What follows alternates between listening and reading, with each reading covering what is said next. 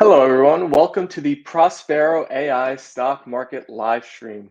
We are back on this beautiful Monday. Big solar eclipse today. If anybody is in the path of that, comment on our stream now. Love to hear it. If it's your first time here, if it's your 100th time here, let's try to set a new all-time record in likes today. Our YouTube all-time record is 26. So smash that like button. Let's surpass that today. Maybe we could even hit 30. Who knows? We have a lot of fun topics for the stream today. George will be rolling on in here in a moment. But before he does, I'll just kind of take everybody through the topics that we're going to get into today. And then he'll come in here. Of course, at the end of the stream, like usual, we'll be ending with the model portfolio update and writing some letters. But without further ado, some of the topics for everybody who's joining in now as the stream is starting. We're going to be getting into TSMC. They just received a big grant from the US government, about $6.6 billion in a grant and $5 billion in up to $5 billion in loans to build a third factory in the Phoenix area. So we'll talk about what that means for TSM and also NVIDIA, because they have a close relationship, which we'll shed light on. And spinning from one AI topic to another, we'll talk about a pretty cool quote that Jamie Dimon shared with us recently about AI and comparing it to some of the other most revolutionary technologies that have come to bear fruits in the world in the last several centuries. We got our first comment from Sentinel Studio. Hey, what's up, Sentinel? Glad to see you back in here. All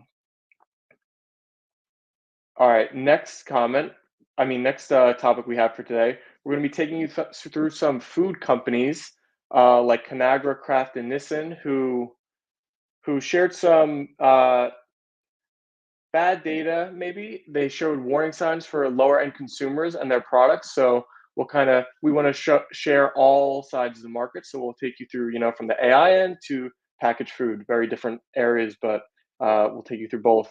And then I'm not going to share the stocks now. You'll have to stick around till we get into them. But I'm smiling because I see what George is doing off the stream. I'm ready for the eclipse, Steven. You're about 4 or 5 hours early, but yeah, you're prepared. You should get a nice view from that window right there.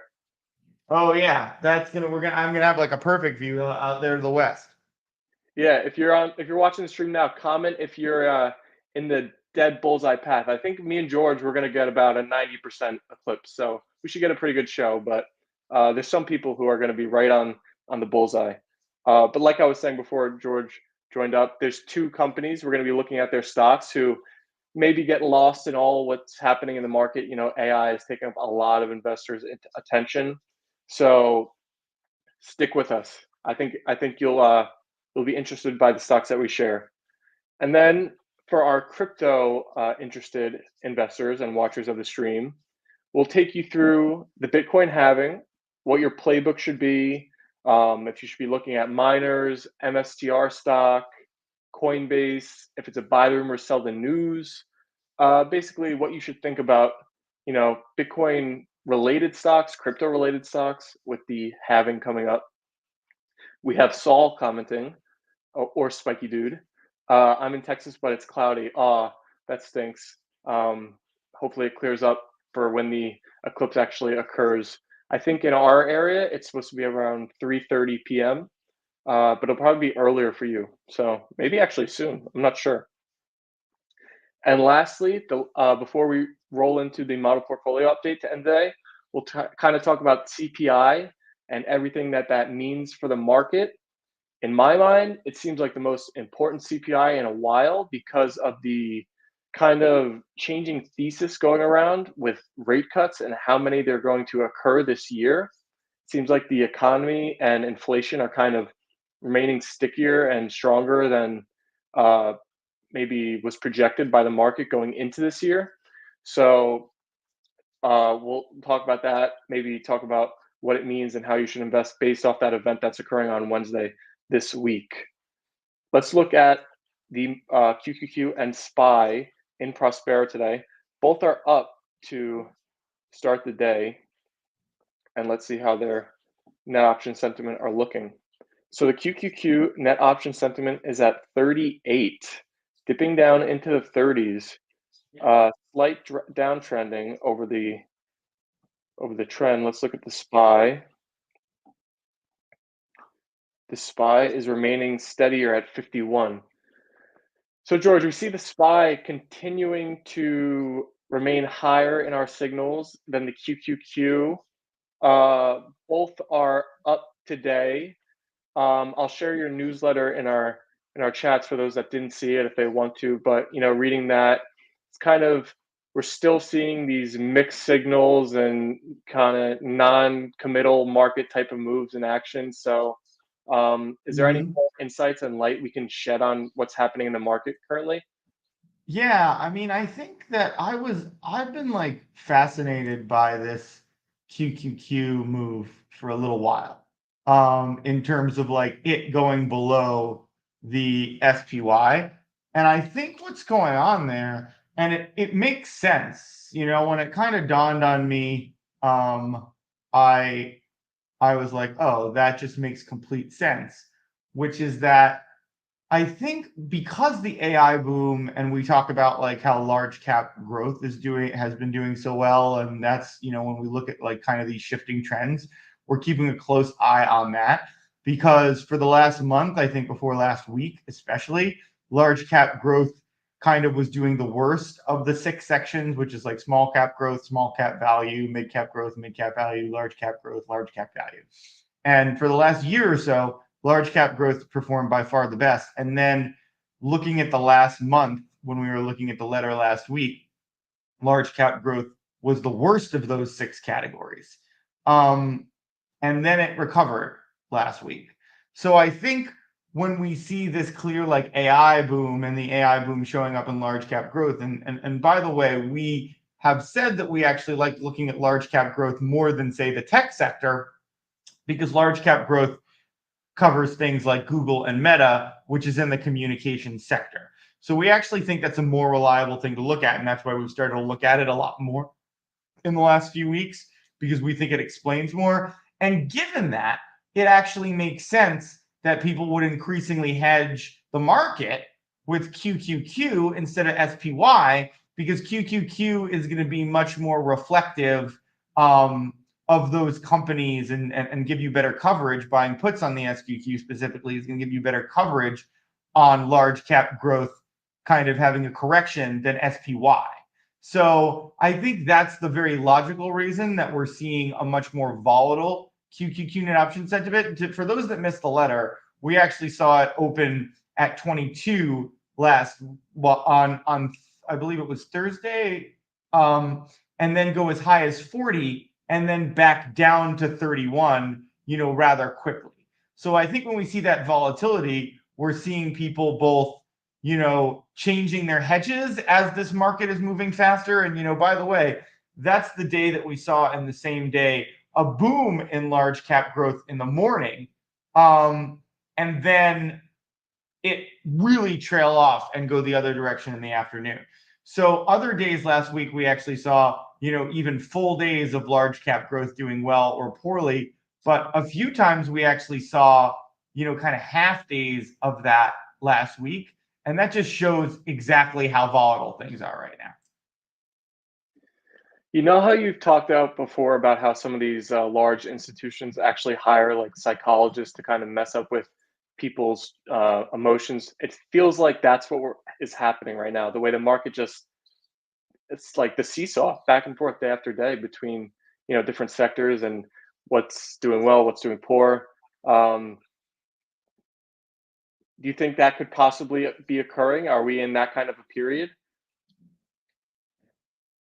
I mean, they're always doing that, right? I think what's going on, they're always like, using psychology. I think specifically what we're seeing right now is that the algorithms are testing levels because I don't think people really know if these AI stocks are overvalued or undervalued. And I think we're going to talk about it later. where it's just like, I think it's such an unknown in terms of how to value like this rapid growth, but rapid growth backed by real value and real dollars spent, that it's a real unknown how to value these things. And I think we're basically seeing, these algorithms test each other on the value.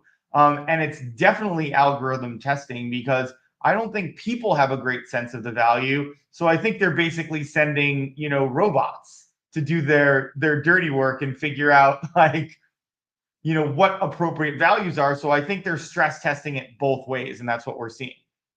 And for those that don't know what stress testing is, it's like, sending in like a quick series of orders to move the market, basically see how much just like a burst of buying or selling activity will actually move. And I think when we're seeing these bursts, we see other algorithms react to the bursts. So that's why we're getting these sharp changes.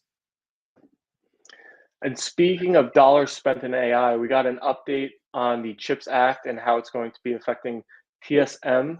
So they're going to be receiving a $6.6 billion grant and up to $5 billion more in loans from the bill. And they announced that they're going to be starting to build their third factory in the Phoenix area. And I wanted to highlight this, but also I think we've talked about how they have a pretty strong relationship with NVIDIA and maybe how this increased production and US based manufacturing can, in my mind, help NVIDIA. Maybe you could shed some light if it's actually bullish for NVIDIA as well as TSM. Oh yeah, definitely. I mean, because who's going to be buying? Like, obviously, one of the reasons that they're starting those chips is there's going to be, whether they're starting the manufacturing there, is basically there's going to be less tariffs on those things, and maybe none at all. I don't know the exact mechanisms for how tariffs or things like that work, but yeah, I mean, I think that's TSM has an interest in building factories because they do supply NVIDIA and they supply a lot of like a lot of chip makers.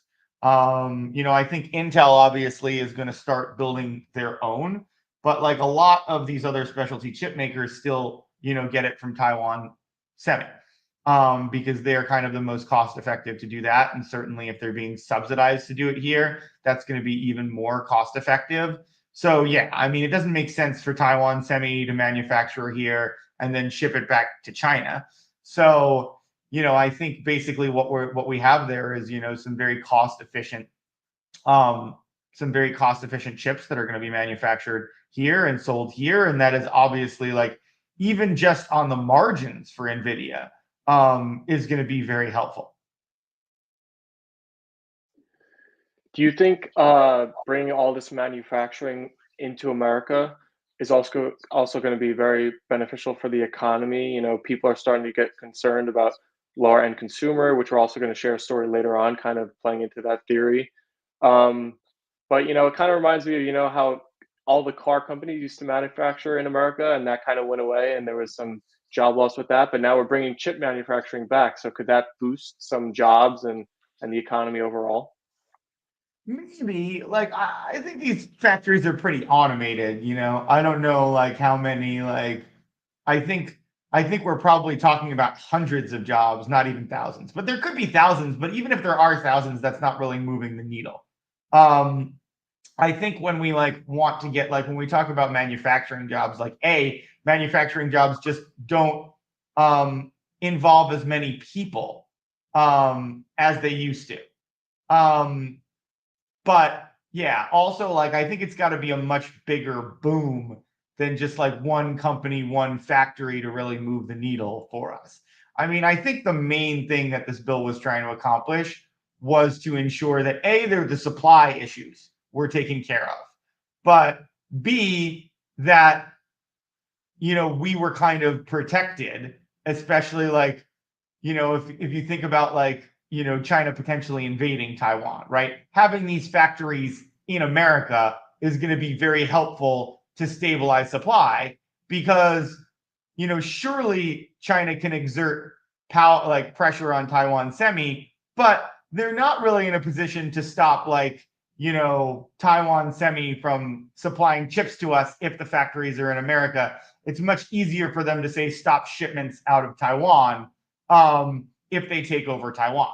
So I think that's that's the big thing that America was going for. It's not necessarily jobs, it's stabilizing the supply concerns, and then also, keeping prices lower because they're subsidizing it. And then also, again, I don't know how the tariffs work, but I imagine there's tariffs. There's some kind of tariff on it that wouldn't exist if they were manufactured in America. Yeah, so it's interesting. I was kind of thinking about the economy question more while you were speaking, and like I don't even know if the market, with how you've been saying the mixed signals and lack of direction that we've been seeing, if it were to like boost the economy, say, or it was perceived as that, that would mean inflation would be stickier. And I don't know, is that what the market even wants, or like it's so hard to read at this point? Yeah, I mean, we have a real issue um with uh with what's going on here, I would say. Like everyone should, because like when we're talking about it, and we said, one of the things that we said is like nobody should tell you they have a handle on this market right now. Even the way that it opened up, like we had some positions that were, like Xerox went up this morning above, some of our other tech positions, and it was up like it opened up like 2.5%. And last I checked, it was down already, and some of our other tech positions had moved back up. So that just like that, even right there in the 1 hour and 45 minutes since it's been open, um, is just an example of how just like frenetic this market is. And I held on because it's frenetic. Normally, if I saw that behavior, I might have thought changing the positions more quickly. But the fact of the matter is, with the market changing directions this quickly and this sharply, it's not really very, it's not really very doable for anyone to get that, to stay on top of that easily. And to cap off our opening, discussion about AI and the market in general, I wanted to share a quote from Jamie Dimon. And for our viewers, if anybody doesn't know who he is, he's the CEO of JP Morgan, and I would say he's probably like a top 5 respected voice on Wall Street, maybe top 10, but very well respected. He shared a quote over the weekend, and he compared the AI impact to the printing press, electricity, computers. But I'll just read the quote in full right now. So he said, possibly as transformational as some of the major technological inventions of the past several hundred years. Think the printing press, the steam engine, electricity, computing, and the internet. So he's certainly saying that AI is a revolutionary technology and not a bubble, as some are going back and forth on. And I think it's a big vote of confidence for AI in the market investing in it when he says something like that, right? Uh I think yes. I mean, I think it's what we've been saying, right? I think we've been talking about this and saying, no, this is very real. But I think, to piggyback on what he's saying specifically, and it's kind of what we've been saying, is it's like, yes, this does, like, I think everybody, just like people that were burned on the tech bubble or other things that don't understand tech as well, like really get confused. And I can understand, like, tech gets overvalued and you see this and you're like, oh, it's tech, it's getting overvalued. But what's like so different about this is like pets.com, like, and we always like, sorry, pick on pets.com. That wasn't making money. That was running at a huge loss. Meanwhile, we have these very tangible orders for like Nvidia and SMCI that just keep going up, up, up. That they like, it's so crazy. They like sometimes multiple times a quarter, they're upping their forecast now, which is not atypical for guidance to be adjusted. But like this guidance is being like so consistently adjusted, and now a lot of the times they're having these like events to announce the like going up, because this is just going like gangbusters, right?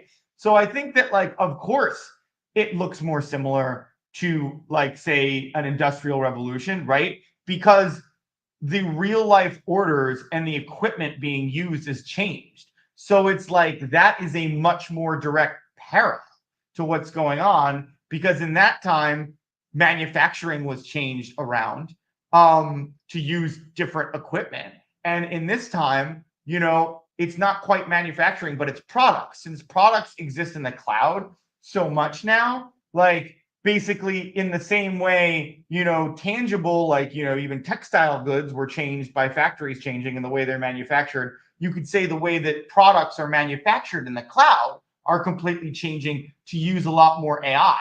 So that is a much more apt parallel because of the dollars being spent and the actual infrastructure change to use more AI. So yeah, I completely agree with Jamie Dimon, but it's also hard to ignore.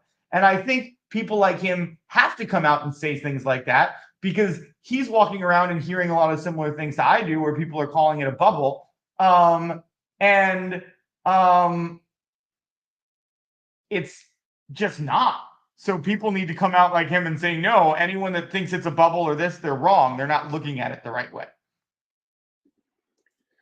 And he also shared more details when he was speaking about like just how AI is going to affect almost every job or position within JP Morgan, in the coming years. And it's just insane to think about like I guess it's true. AI is going to affect almost everything we do in our lives over the next decade. But he did also mention that he doesn't, although he thinks AI is going to like stop some jobs from existing, he thinks like the far more usual case is going to be that it's just going to enhance the way people do their jobs. Um, but from banking to basically whatever sector you want to imagine, AI is going to impact it in some way, probably in the next year, 5, 10 years, right? Yeah, I mean, I think there's more and more like industries that I think we talked about, like the headline risk flip, where it's like typically new technology, it's risky to invest in it if it's not going to mean real dollars. And here we're actually seeing kind of the opposite, where people are worried that their competitors will be rolling out new AI technology. So they're spending, even though they're not really aware of the ROI, they're spending to like avoid that. So yes, I think that that's like a huge thing that we're seeing. Um, and it will continue, and we'll see it like bleed into more and more. We'll see it bleed into more and more things in terms of just new products integrating it, companies paying more attention to it that you might not have thought. I mean, I think what was that? I think we saw something like ice cream flavors that we talked about was being made with AI. Like there is like nothing that it can't add to, especially when people are just like so interested in it that people see AI things now and they're like more inclined to spend their dollars because it's new and exciting and people want to be ahead of the curve. Like a lot of users that we have for Prospero, like we interview our users all the time. We have a decent number of them that are just like, hey, I've heard AI around a lot and I want to use the new tools. And it's like when there's that kind of demand on the end user end, like it completely like changes the equation for businesses that say, hey, like we might not know the exact ROI of this, but we know it's there because of the excitement around it. And that's why we're just seeing this loop. Yeah, it's definitely crazy and exciting times that we're living through. But I just want to stop right now, pause here for a second before we get into our next topic. We have a lot of viewers in here now that maybe weren't here when I first started. So, first of all, thank you for coming. If you like the stream, please like it. We're so happy to see you here. Feel free to comment if you have any questions or specific stocks, Prospero, general stock market related questions you want to have answered. We love covering the stuff that you guys really want to know. So I thought I'd just say that before we get into our next topic because I see we got a lot of viewers in here, um, and we'll look for your comments. But rolling into the next topic, so we have food companies like Conagra, Kraft, and Nissan that are offering more discounts now than they have in the last couple of years, and they're also changing the size of their packages to combat sales volume drops. And the biggest reason they offered for these things that they're doing are the lower end consumer seeing worrying signs in their purchasing behavior. So I wanted to just share this story.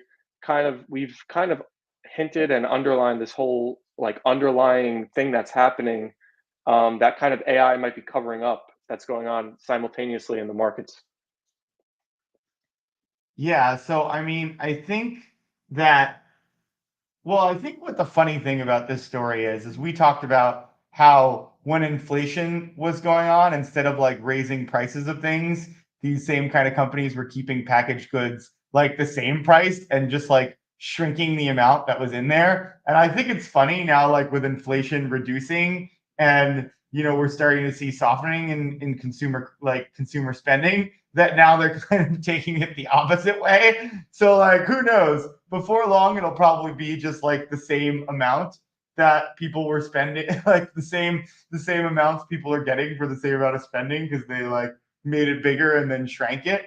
But I think that's one of the important parts of the story. I think the other important part of the story is absolutely that we are starting to see more and more signs of consumer spending pressure. And I think that's one of the things that when we talk about like why is this market so up and down, it's just like, yeah, there's very real macro concerns that seem to be ignored since it's the election year, but at the same time those still exist. And I think we'll get to CPI later, but I think you're correct. It's going to be one of the more important ones.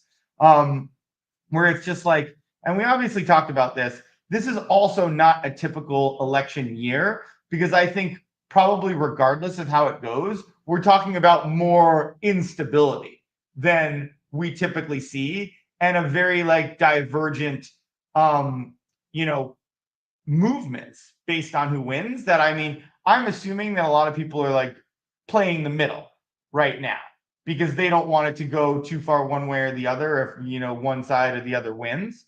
So like I think we're going to see big movement regardless of who wins, plus some instability. So we're not seeing that typical election year support. So I think that's what's creating a lot of the uncertainty.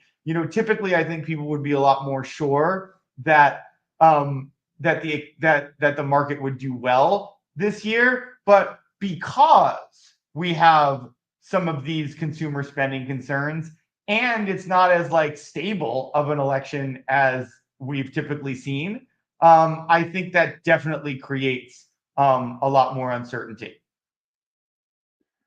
I think that's a topic we should actually delve into further because I think that'd be beneficial for our viewers. I remember when I heard about this topic for the first time, it was really eye opening to me. The uncertainty versus certainty in the market and how the market just loves certainty. I think because it could forecast and it doesn't even really care the outcome. It just wants it just wants certainty versus uncertainty.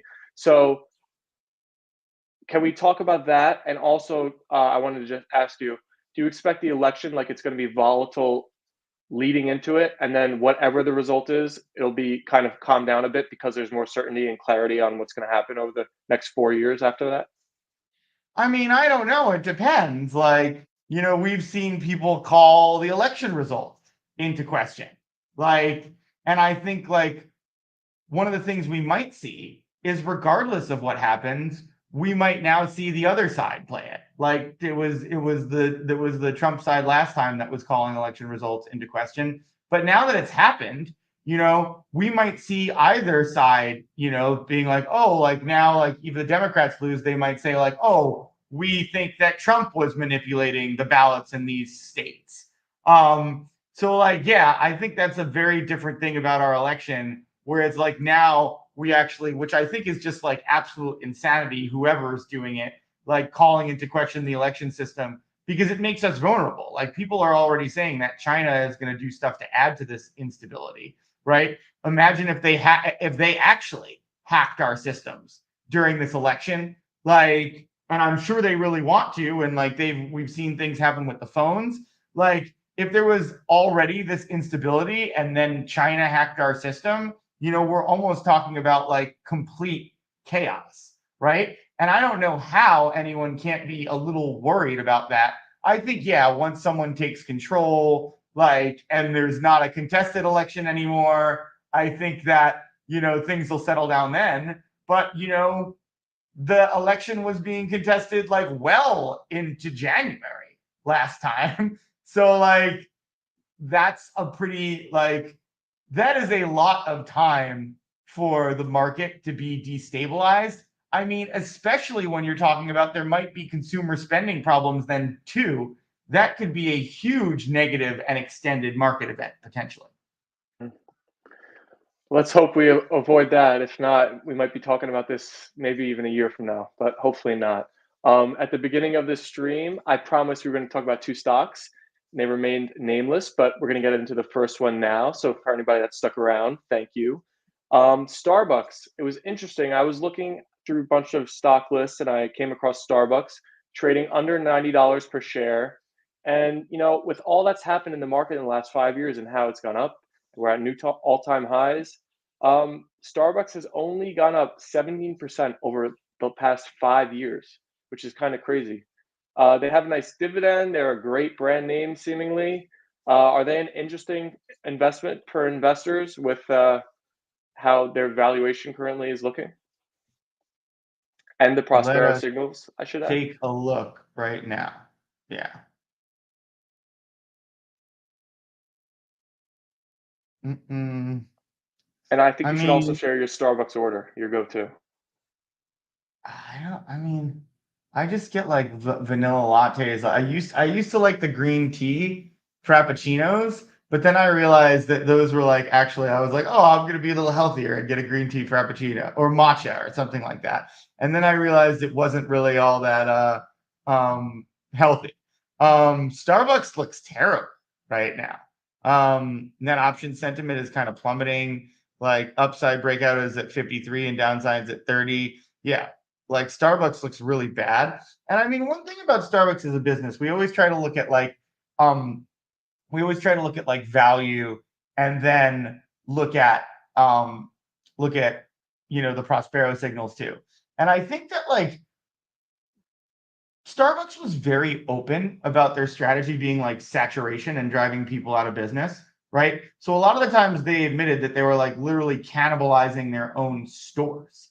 So like you think about that as a strategy, and maybe that worked when they were selling a lot more. But I also think like all of these like Nespresso, Keurig, like things like that, that's like eating into their peak business because it's a lot easier to like make coffee quickly in your own home.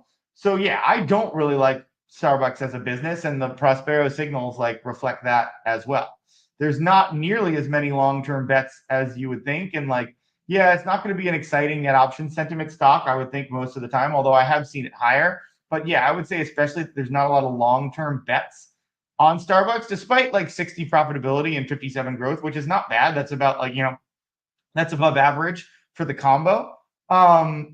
We still don't have long-term excitement. And I just think because it's not really that exciting of a business anymore. I think it's like a good business to own as like semi-stable, but I just don't think that their strategy is a good long-term one, especially with like the oversaturation of their locations. So we definitely don't like them going forward from this point. Can we point to anything as to why they have performed so bad over a 5 year span? I don't remember any kind of really negative news or things that would like it seemed like under the radar that they performed that poorly over a 5 year time frame. Yeah, I mean, I think it's what I'm saying. I think it's like at the end of the day, the business just isn't that promising anymore. Like it's making money, but like where's the growth, right? I think that like it has some growth, but it's just like when you look at it, you're just like I just don't see um people um I just don't see people like really um coming back in droves to like start getting coffee again, especially Starbucks coffee. I think it's kind of like I think a lot of people are either just like I can make it at home, or like I think specialty coffee that you pay a little more from is coming back. So it sounds to me like Starbucks is going to have to start offering Frappuccino AI if they're going to excite investors in their business. Exactly. I mean, um or it's they're gonna have to like roll out uh their like AI like workers. Then they could be a lot more profitable if they don't have to pay people anymore. Yep. Yep. We got a comment from Mario regarding the election. We should do a poll. Would you rather have an AI president such as ChatGPT versus the two major parties? How do you think that AI poll would go, George? 50-50? president. Not yet? Probably Um, not yet.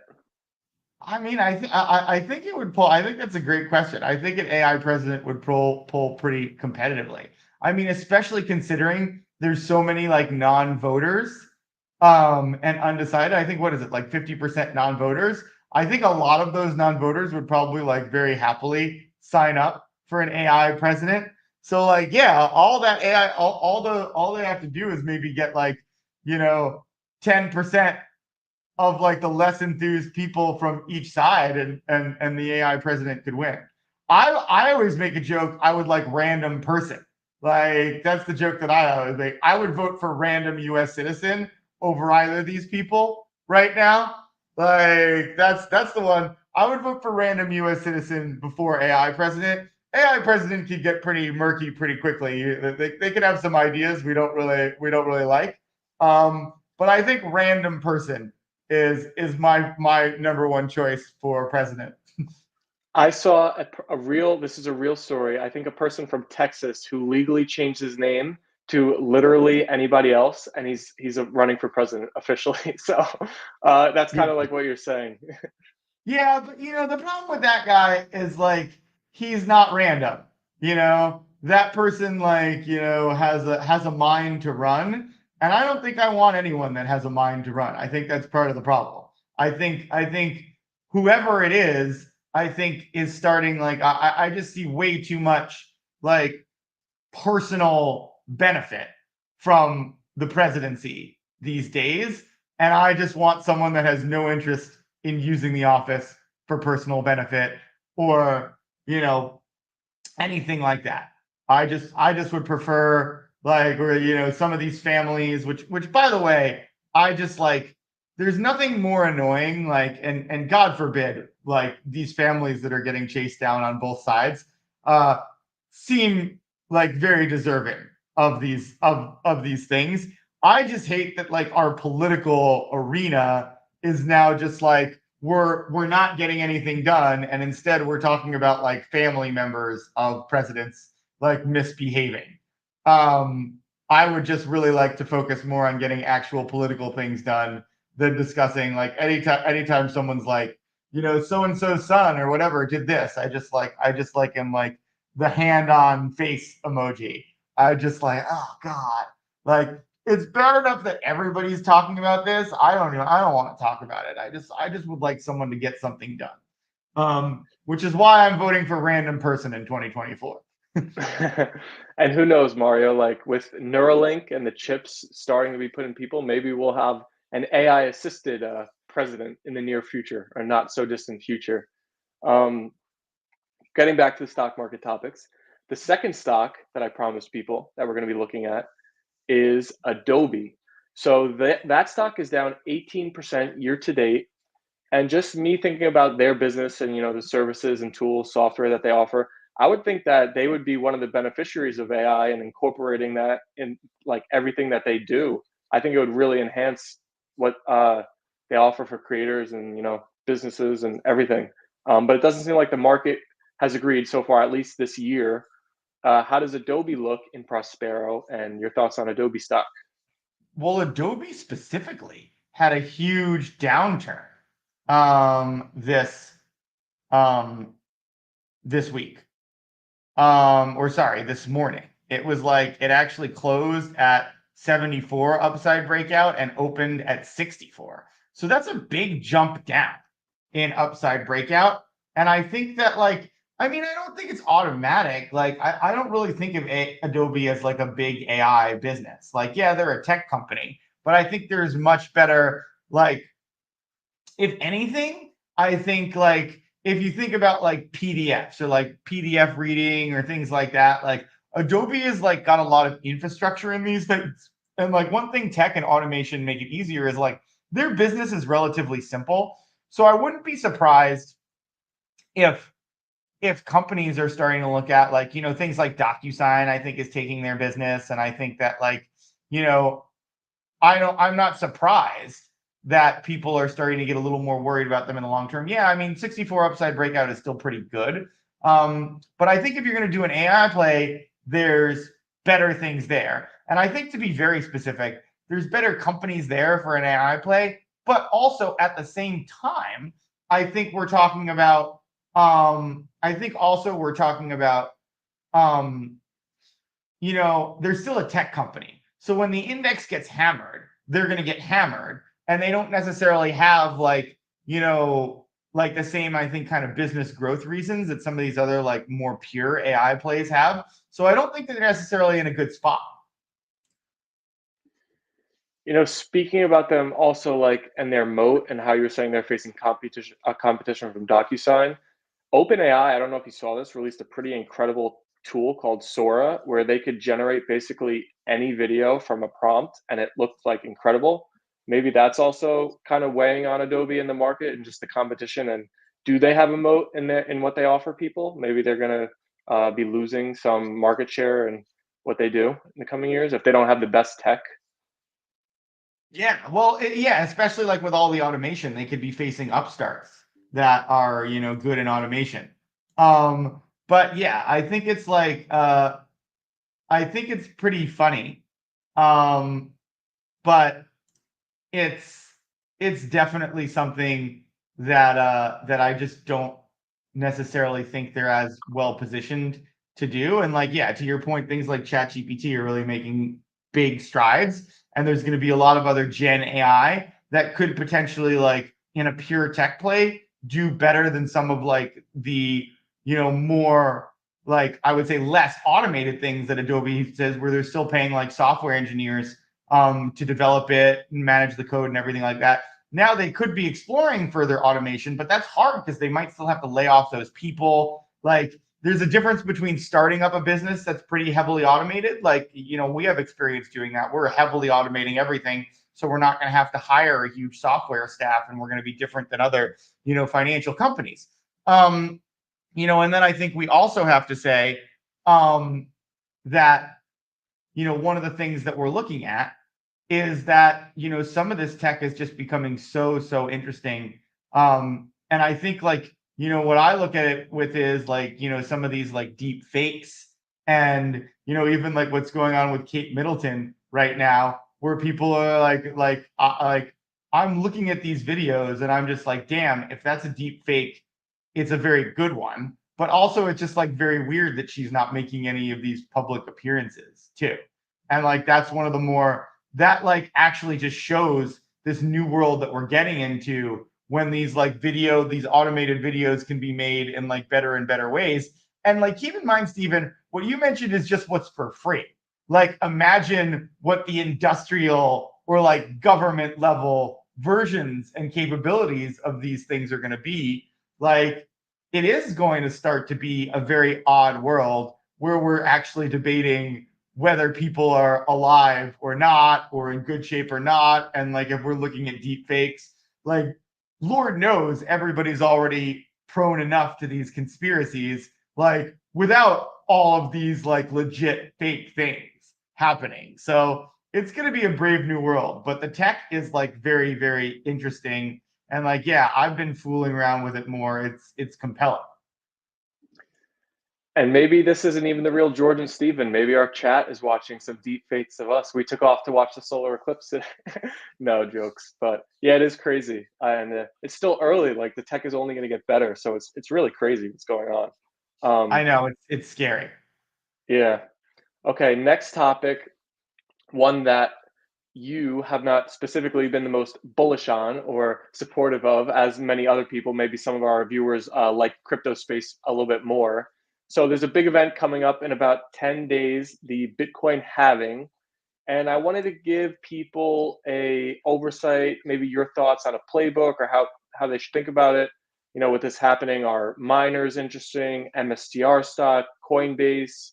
Do you think it's going to be a buy the rumor, sell the news type of event? Just a general overview of what we can expect in the crypto space for the next 2-ish weeks. Yeah, I think it's going to be a very interesting one, um, because I mean, it's just like rocketing up again, right? And it's like, that's the hard part, and we always talk about this, where it's just like there's non-transparent derivatives markets in crypto. So like, especially when it just keeps going up, up, up, like it's just very hard to think about when the rug pull can come and like how severe of a correction it could be. Like, especially with the halving coming up, like it's just a very scary time to invest, especially with all the volatility in the market. Like there could just be very severe correction. And we've obviously seen a lot of those in the past. And it's like, yeah, it's very, very hard to really odds make this stuff. But people just should be careful, make sure that they're, properly hedged. But yeah, it's just a very risky asset. And we always recommend doing BLOK instead of like individual cryptocurrency exposure because it's better diversified and it's like long blockchain instead of like any specific cryptocurrency. But it's like, yeah, it's a very like either way, it's just a very hard market to predict because there's not a value to it. One, the value is very esoteric and momentum based, and then you also don't see where the derivative bets are being made. So that makes it even scarier. One thing that, I think the promise of crypto, or supposedly, is that it's supposed to be like a hedge or an alternative to the stock market, but it seems right now that they trade very aligned. Do you think in the future they could ever separate and like say the stock market were to correct, crypto wouldn't need to, or if crypto corrected, like that would affect tech stocks maybe? I don't know. But do you foresee like that trading pattern being like together, or do you think they're going to trade separately in the coming years? Everything I see looks at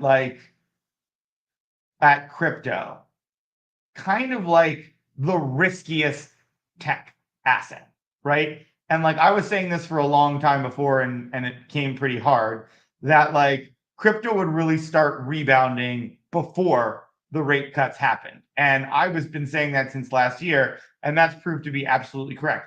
Why was I confident on that? Because of what I'm saying. People treat crypto like it's just like the riskiest tech asset. And that like, of course, if it's the riskiest tech asset, you have to like get involved in it as like before the tech rebounds. So everything that we're seeing, has that there. So I think we're just seeing it like act very similar to tech, but kind of like on sharper, earlier curves. So that really also plays into what we're talking about. If it's like tech on a sharper, earlier curve, like if there's a large tech correction, I think we're going to see a drop in Bitcoin first. So that just makes it like a very risky asset. And yeah, I think everybody talks about it as a hedge, but I think that's kind of dumb, to be honest, because we haven't really seen that in the past. We've kind of seen we've actually seen it like at times, when stock market concerns started, like especially when the big decline happened, like in the winter, I think about 2 years ago, like that was again when the stock market started to have trouble and it was just more severe. So like I think there especially you're talking about, no, that wasn't really a hedge. If anything, it's the opposite of a hedge because it started more severely. So I think that, yeah, I think that that's a major problem. And essentially what we're talking about there is something that we need to see, more stability on, and we're just not.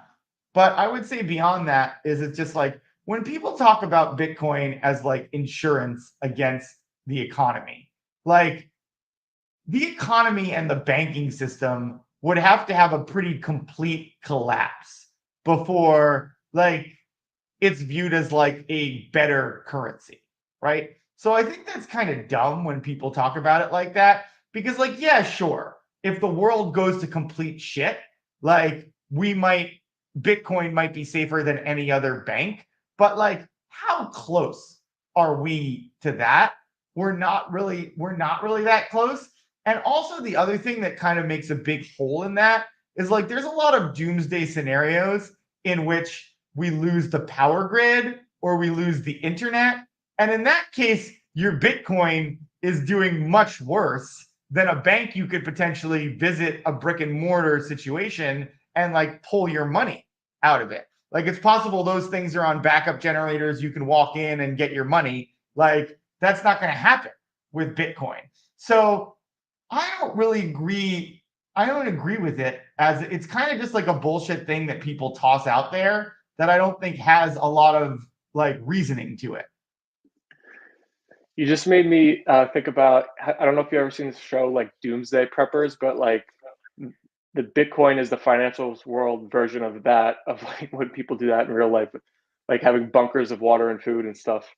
It's Hey, like I think those bunkers are smarter than Bitcoin, because those bunkers you absolutely get to use in a doomsday scenario, 1000%.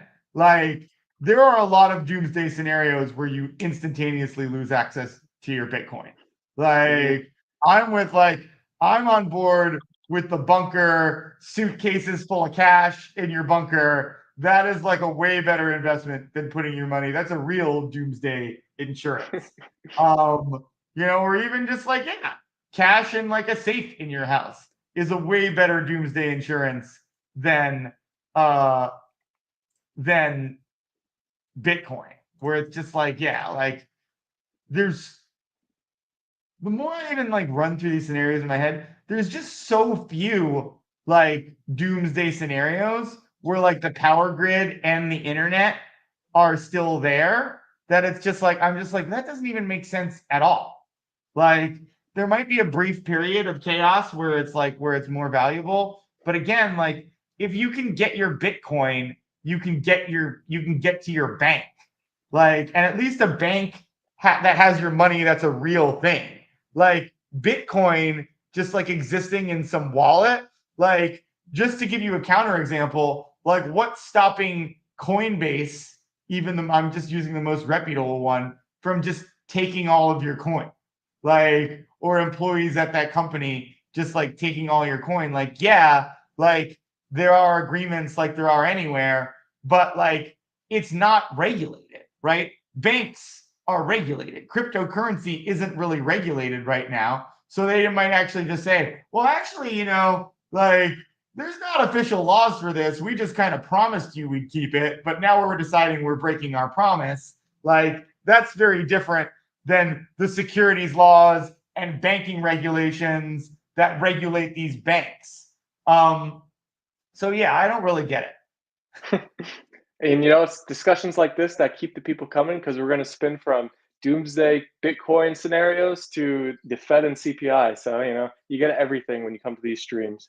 But like you alluded to earlier, CPI is this Wednesday, and it seems like it's a more important number and reading and piece of data than maybe the past couple CPIs have been, just because of the amount of pressure and like changing of narrative and questioning of the thesis of the amount of rate cuts that are going to come. So if this number is hot, do you think it would be a bad event for the market for the rest of the week, probably? Well, I think everybody's like kind of treating it like they're worried about it already. Like we're definitely seeing a tentative market today, especially one that like kind of started off strong that couldn't sustain it. That's telling me that again, like people are worried about this stuff and they're not that confident. Like we titled our letter this week, and I think it was like kind of funny. I was like talking about the material with the other person that writes it with me, like the bull market nobody trusts. And I think that's just like kind of the perfect way to describe this market, which is just like, yeah, like people are very apprehensive about this. And like, yeah, I absolutely think a bad reading could really like have an extreme effect on the market, and it's being very sensitive right now. So I'm concerned about that. I think it'll probably come in close to as expected. So I don't think it's going to be that bad. But yeah, I just think that people are very sensitive to it right now because they're not that sure about what's going on, and like we're talking about, there's not really a good reason to be sure. And like again, if the market makers are tentative, why should you be confident? Like, and that's what we're seeing, consistent tentative behavior from the market makers. And we're going to see that being released, I believe, 8:30 a.m. Eastern on Wednesday, and we'll be live later in the day. So we'll update our viewers on that situation. that's going to end our topics for today, but we do have a question from Jonathan. Maybe before we do our switchover, we'll answer this. He's saying Dell looks pretty good in Prospero Signals, but he remembers you saying you weren't a big fan. Do you have an updated view on Dell or reasoning behind why you're not the biggest believer maybe in that stock or company? Yeah, I mean, let's take a look at this. It's it's not like well is all relative, right? Look at, I mean, it's got a pretty high dark pool, but look at the growth rating, right? A lot of tech is getting good ratings, good option bets on it, but 49 growth, I can just rattle off like Meta's in the 60s, like SMCI, Nvidia's in the 70s. Like, let's even take a look at Broadcom, which is kind of like a much larger company. Like even Broadcom is 92 profitability, 64 growth, right? It's all relative. So Dell looks good in the signals, but all of those companies that I just named are like growing like a 49, like even in the most booming industry we've seen for chips, Dell is still below average in growth. So why would we get excited about that company? That's why I'm not excited about it. Like, sure, it's got decent peripherals relative to other companies, but you always have to benchmark things to their own company, right? I mean, to their own sector. And Dell, next to all these other chip makers, doesn't look that good. And that's the difference. Like, yeah, objectively, in the broad spectrum of Prospero Signals, it looks good relative to other companies. But like, yes, anything's going to look good relative to other companies in the chip industry right now. But so you have to put those companies on the spectrum against each other, especially that 49 growth is really unimpressive for me. Does that make sense? Yeah, I think that sheds some good light on the situation. Like for example, if those signals were on a bank stock or something, they would be much more compared to the I'd be peers buying that better. bank stock all day. I'd be buying that industrials. I'd be buying energy, like any of those. Like if it looked exactly the same, I'd be super excited about that. But for a tech company or a comms company, it's just not that, it's not that exciting, especially that growth number. And, that's why we have 10 signals. We always kind of drive this home where it's like, obviously upside breakout, downside breakout, net option sentiment we always talk about are our most important signals. But like right behind that, short pressure, dark pool, profitability, and growth, like those are painting a complete picture, right? And sure, it's like enough to like potentially get excited about, something looking at like partial information there. But like, yeah, that 49 growth is sticking out as like a sore thumb in a growth industry. And it's just like, that's why we have 10 signals. We always talk about it being like, these are the minimum number of signals we thought to paint a complete picture. So I think that's super important. And you have all those signals, you've got to paint the complete picture. And I think that like, that's something that you should train yourself to do, right? You can say, oh, Dell looks good, but does it? Like, really make sure you're comparing it to some contemporaries before you decide. Because like, yeah, like sure, it looks like good. I'm trying to think, but like I'd rather own Nvidia, Broadcom, SMCI. What are some other ones that we like get into? And well, let's just look. We're going in and looking at our picks. TSM. Yeah, TSM is a good example. Like, yeah, no, not. I mean, yeah, I mean, even ASML is a good example, right? Because it's 66 upside, 26 downside, 77 net option sentiment, but it's got a 90 profitability and 73 growth. So you might even prefer to own ASML just because, like, especially in this, like, in this market, like if there's a turnaround, that profitability and growth is going to provide more of a support structure. Like Dell is like, I'd expect it to run more in the short term, but if there's a turn, there's less insulation from that turn, which is why we always talk about both reward and risk. I think with that note, maybe we'll do our switch over. I'll stay here with the chat, and we'll see you in the Prospero laboratory for the model portfolio update. Yep. All right. BRB. Yep. See you on the other side. I'll stick around here with the chat, and let's look at our YouTube total. I see 19 viewers in YouTube and 9 likes. So hit that like button if you made it all the way an hour into this live stream. Let's try to get to double-digit likes today. Likes are good for the YouTube algorithm. Excuse me. That's why I always ask our viewers. But really, thank you for watching and staying on for this long.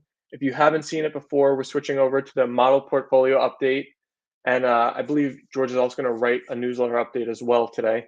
But we'll take you through some stocks and how different stocks are looking. And George will actually show you live what moves he's going to be making in the market.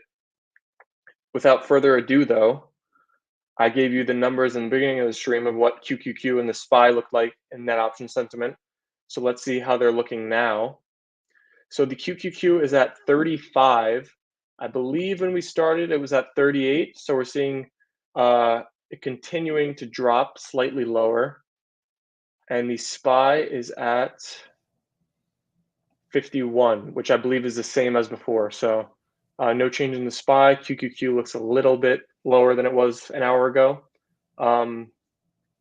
SPY holding up better than the QQQ. That's probably going to play a factor in how we update the portfolio. We'll see, though. Yep. All right. So we're going to do, as has been the tradition, we are going to update the sector. We're going to update. Well, first I'm going to take a look. I haven't looked at the actual stocks in a hot second. So, all right. It looks like it's correcting a little bit more in the direction that we thought. We definitely want to look at Xerox versus Meta and good. PTCT. Oh, we dropped Rackspace. Maybe we shouldn't have. But that's like the difference between our portfolios. You know, we took on more tech. BlackRock right after we dropped it. All right. So what we're gonna do, we have a little updating. Did I start sharing yet? We've got a little updating that we want to do. So one thing at a time. We are going to first, as is now the tradition, we are going to update these.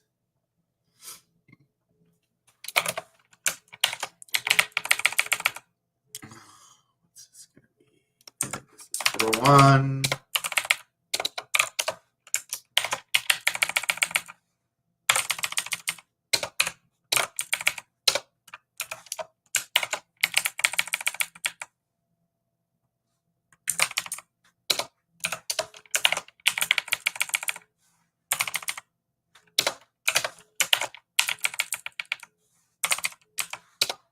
All right, let's see what's going on today.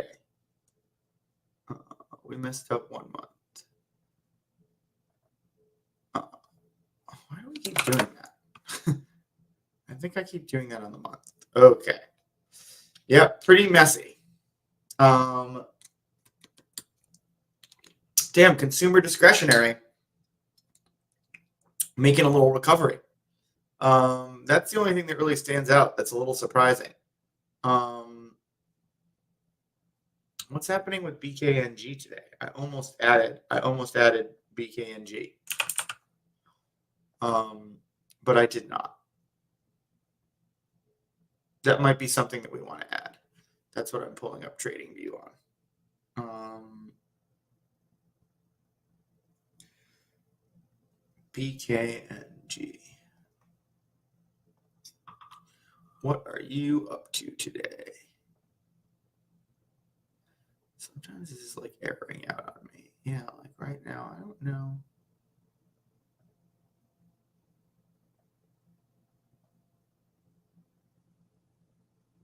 For those that know TradingView, I don't know what the hell it's doing there. All right, we're not going to worry about that. I wonder this will. No, I don't want that. All right, we're not going to worry about it. It's giving us trouble. Okay, we're looking at B, K, and G. We might just want to balance it out. No, we want it down here.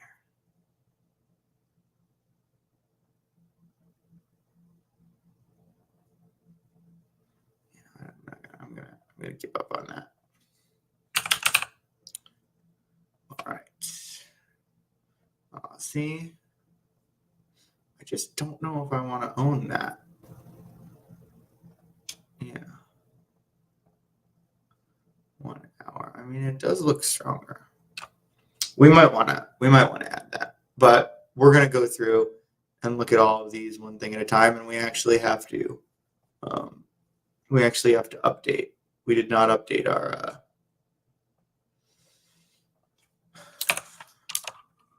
portfolio.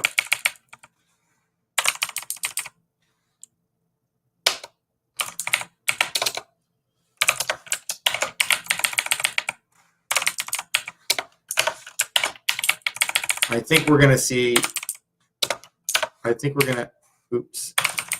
see another reversal in large cap growth here, just from what I'm like eyeballing today. Yeah. Wow. It just looks like large cap in general is having problems today. But look at that. It had like a lot of like mid and large cap growth. See, we just keep going on this like back and forth, this like seesaw. Very hard to play it when it's like that. But so let's get a new letter up. We're gonna do what is now a Monday tradition of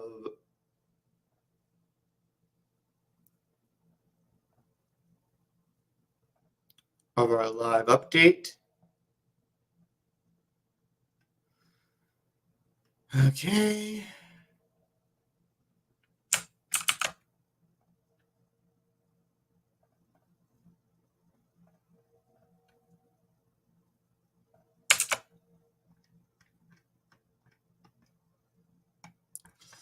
All right, so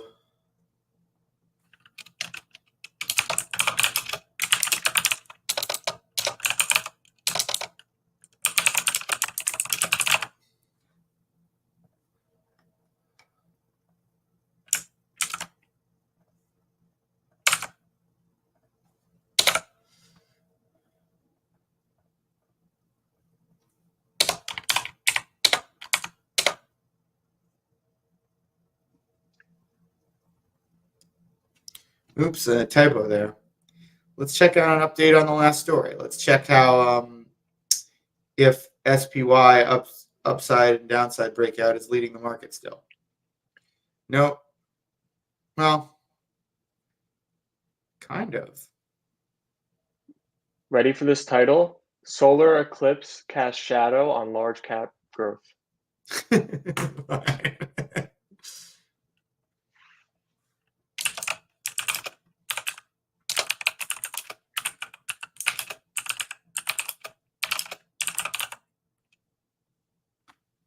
It's a little long. Yeah, I don't think we can pull it off. I think this is also more descriptive. Sorry, Stephen.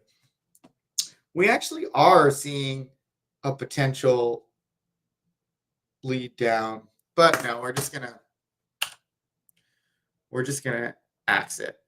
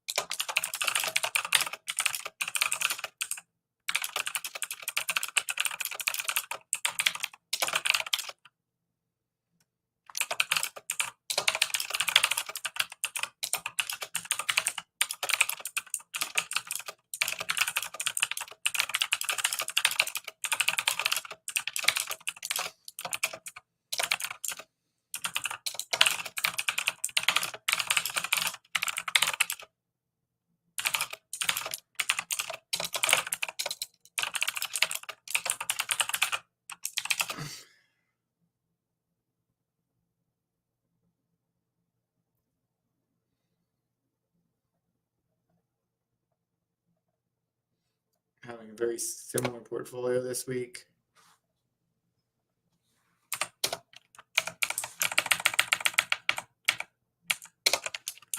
Meta.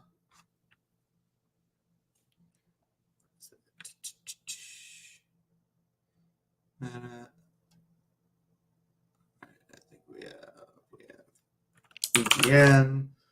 1, 2, 3, 4, 5, 6. All right, we have one more. Lily.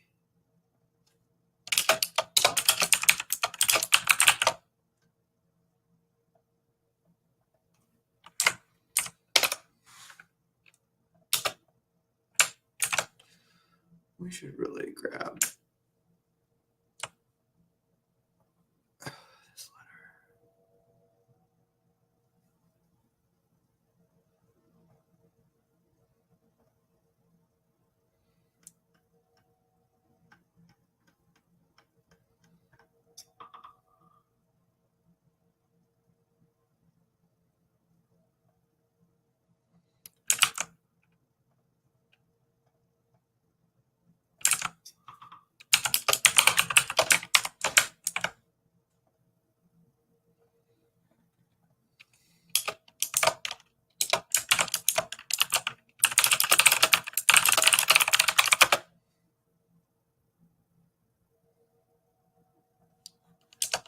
All right, Steven, what's going on with net option sentiment? Oh, God. Net option sentiment on QQQ. 35.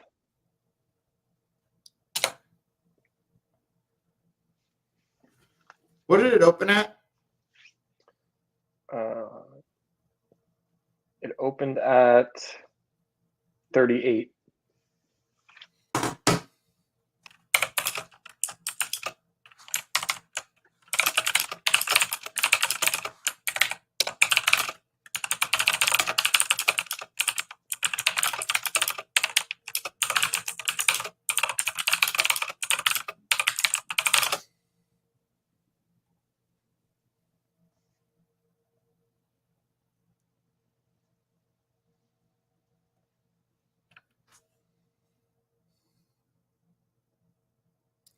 Should we keep both? I think that's not a bad. Honestly, I don't think that's a bad thing to show people both.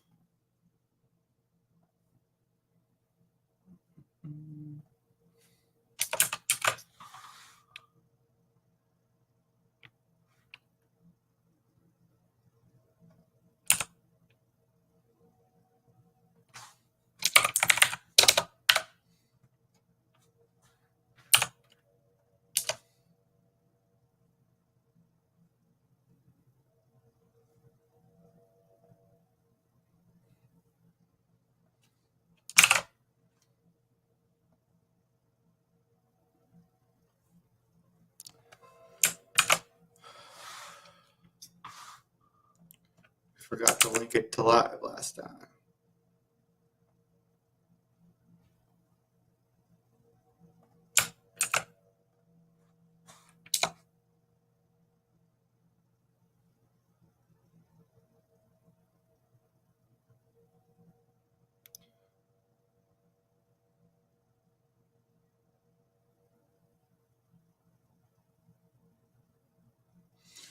All right. Real estate.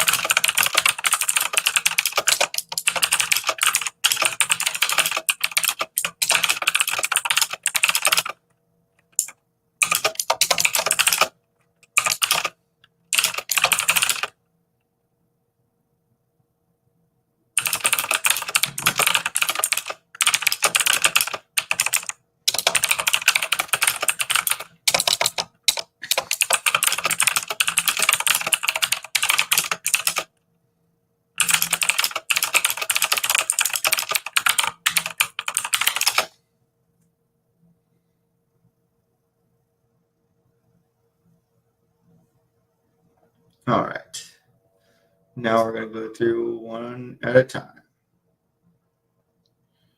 Do we want to ride this? I think we're going to open up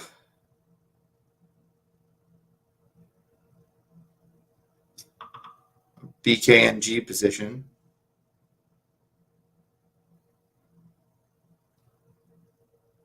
It has actually started to go down. Maybe we won't. Let's just for now look at our potential exits. ETN, I knew I shouldn't. I was having doubts about adding it and just being more conservative. That was a mistake.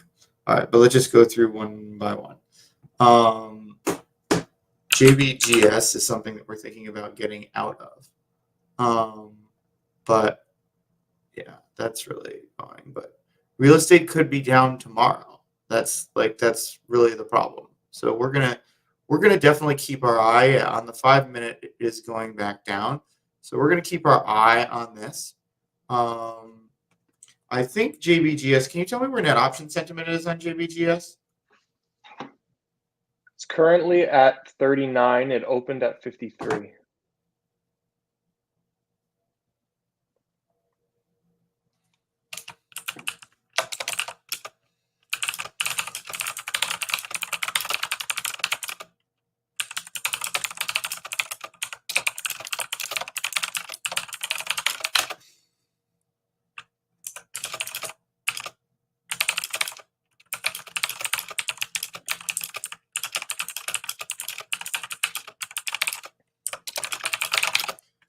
All right, what are some other ones?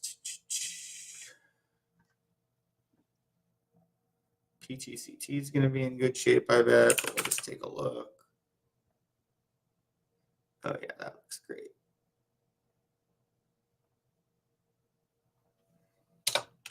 I think we might look to add another healthcare. XRX. Yeah, that's in good shape. Although that is not. That's heading the wrong direction on that. But on the 15, we're in good shape. Okay, we're sticking with that. Nothing too concerning there. How is that XRX net option sentiment? It is at 18, new low. It opened at 27. All right, we're sitting pretty there. Let's see what's going on with SBGI.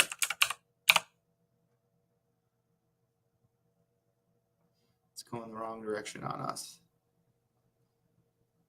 But let's check the 5. Yeah, how about 1? We don't really like to go too much on the 1 minute, but yeah, nothing. How's SBGI's net option sentiment? It is also at a new low. It's at 7. Yeah, see, we're not.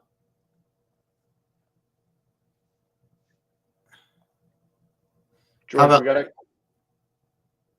what stuff? Leg? While I look at that, we got a question in our chat. When you're referring to short versus long term, what are the actual time frames you're like referencing? So short is anywhere from, like, I would say a day to a month. Like, it's very hard, and on short term, we're very sensitive to net option sentiment. Long term has a much clearer timeline. A lot of the long term signals are back tested to about a year, but we give about a 6 months to 2-year range on those time horizons. So yeah, that's how we look at things. You know, short term is very important. You have to be very in touch with what's moving. You know, you can't get too comfortable short term. You always have to, be willing to revise. Where's leg net option sentiment? Leg is at 27. It opened at 33.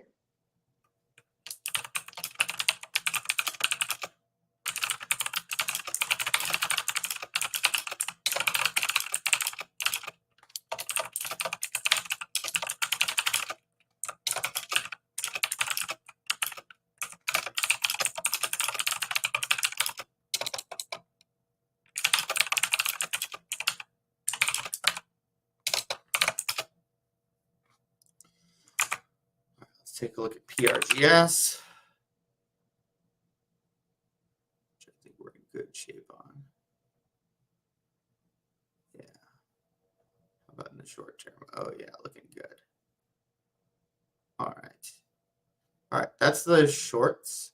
Let's take a look at the longs.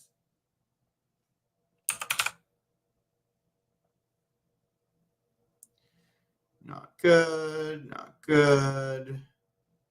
ETN has its net option sentiment is going up though, I think, right? Yes, and it's at 85 currently.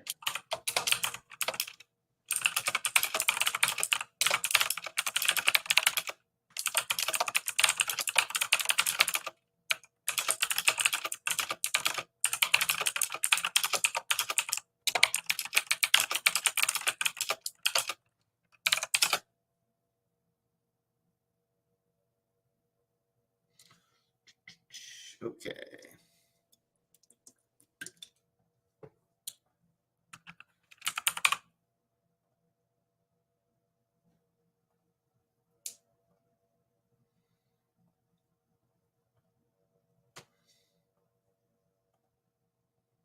How about CEG net option sentiment?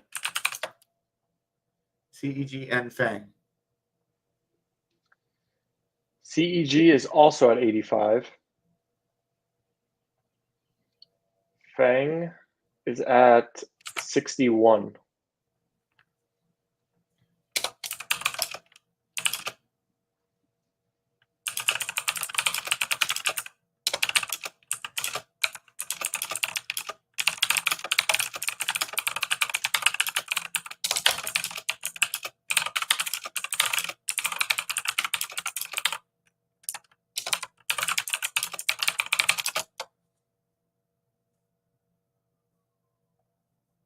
How about NVIDIA?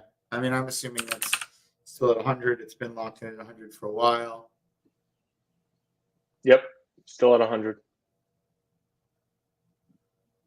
NVIDIA is all over the place.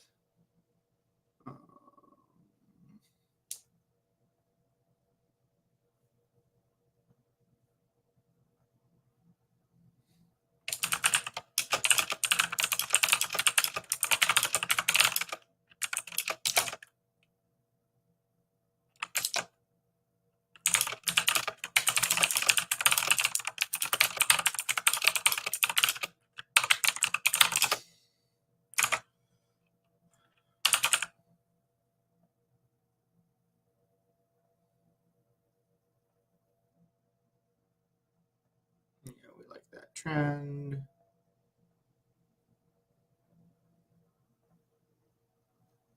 Don't love that, but where's Meta net option sentiment? Meta's at 92. How about Google? Google is at 87.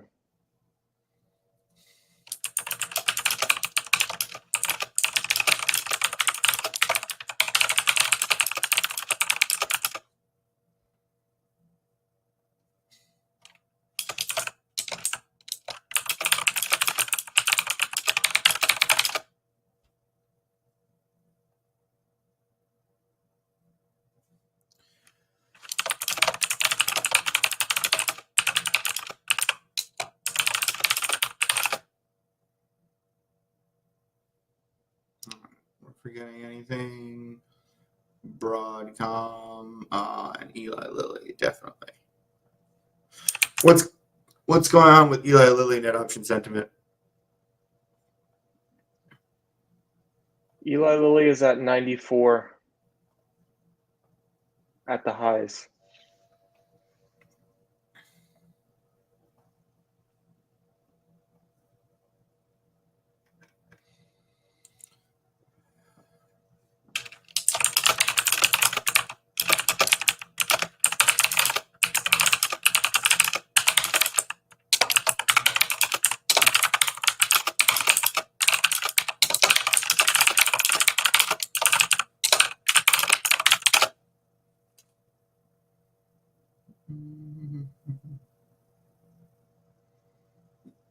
Okay. Broadcom is the last one.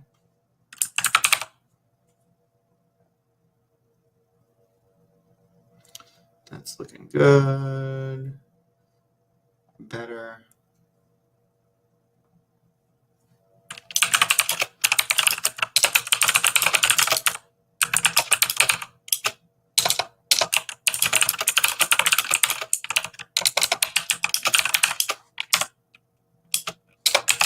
All right, I think we're done with this letter. We have to make sure that our discount is running. Trading.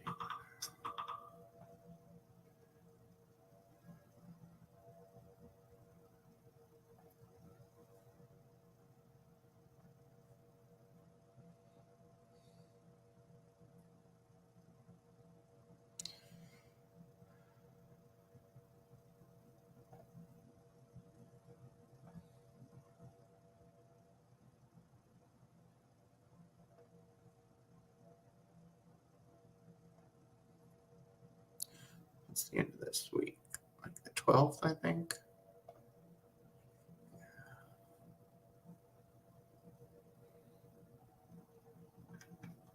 Okay.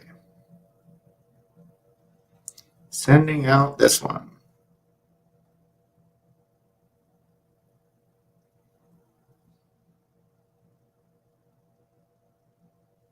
And we can let those people have that. All right. First letter done.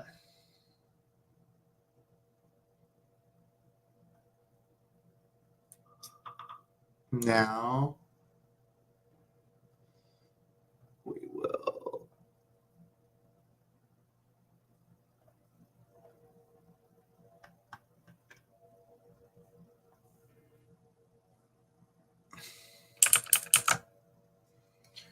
I think we want to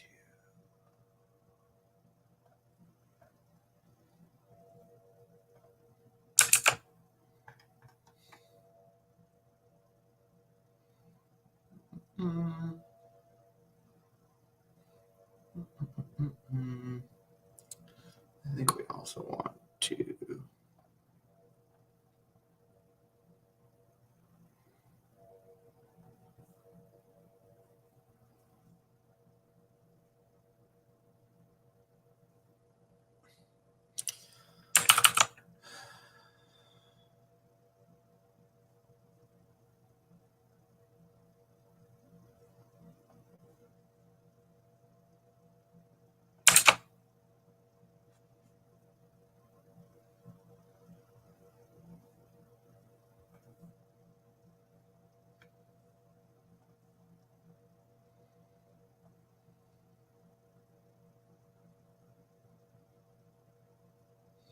okay.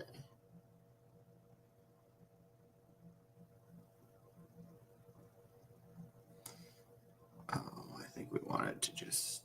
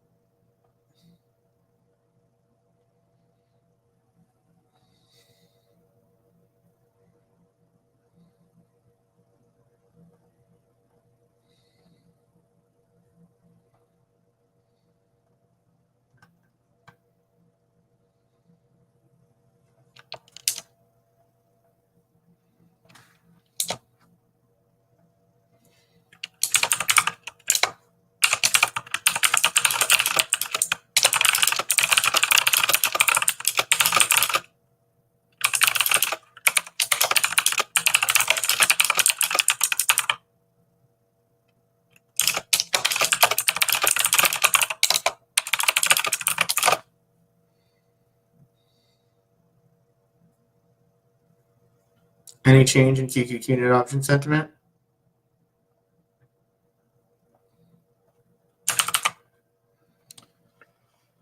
$33.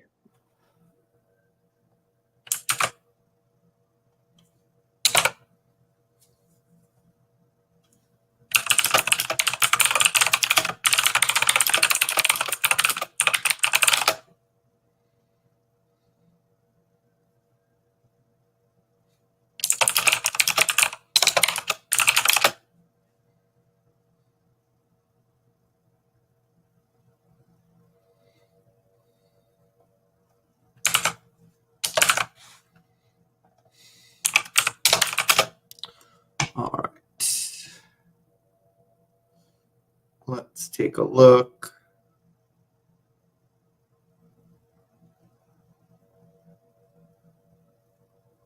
Damn, what's going on with SRPT?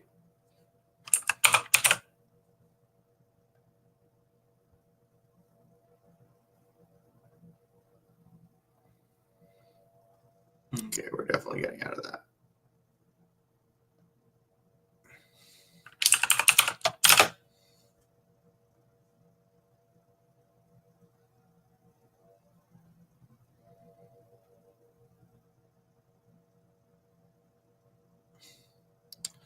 All right.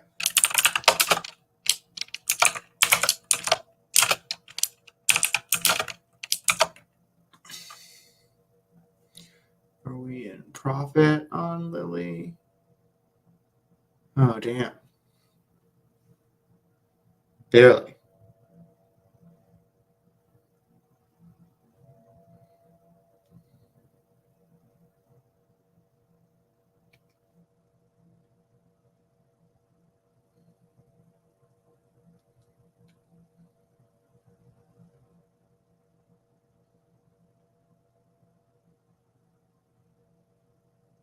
We're exiting Lily right now when we're in profit.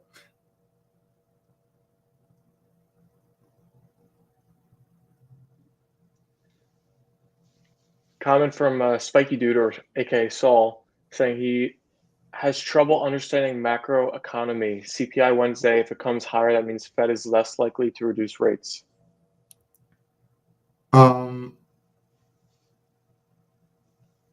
If it comes in high, the Fed is less likely to reduce rates. Yes.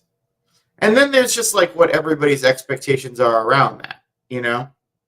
It's not just what happens, it's how people like update their models and things change around it.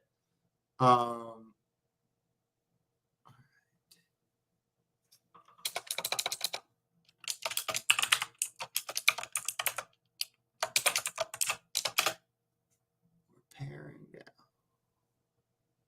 67 is bad. Let's check out PXD. I hate to overcorrect here.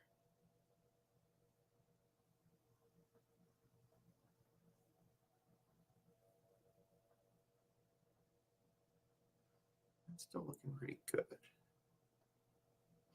Yeah, we got to stay some long. PXD.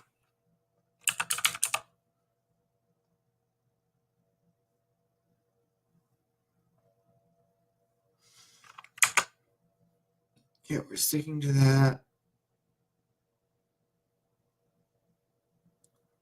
We already did that. What's going on with Lynn?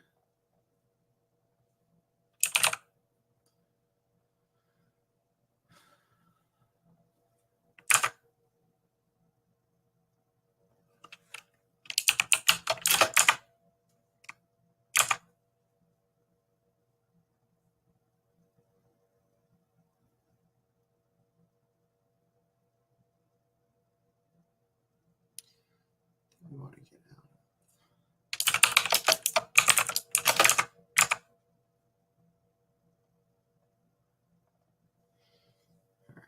Broadcom, one is fine.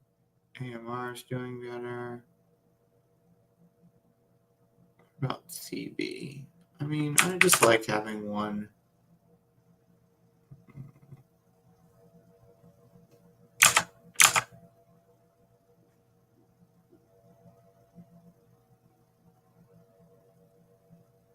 Pretty diversified there. Panwest.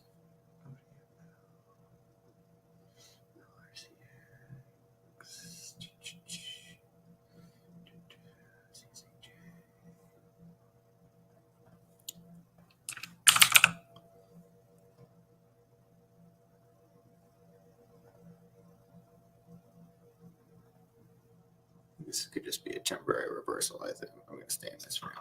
I didn't realize I had 2 Amazon.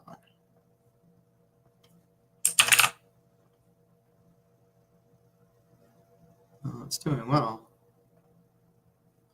All right, we'll keep 2 Amazon for now because it's doing well today. All right, that's a pretty good trimming. Oh God, I feel like I'm always getting screwed by Warner Brothers Discovery. All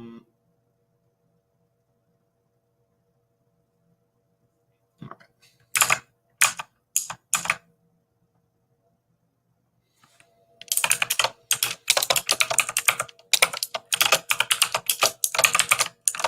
I'm gonna pare these down too. Let's take the profit on one of the PTCT. Actually, what's going on with PTCT and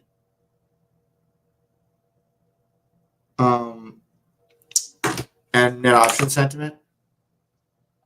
Currently at 42, it opened at 46.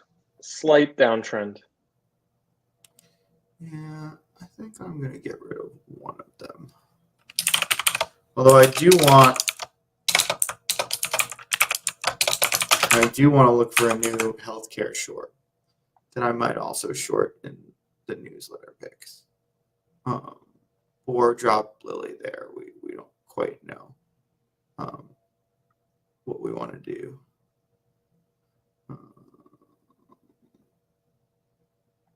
was I doing? Okay.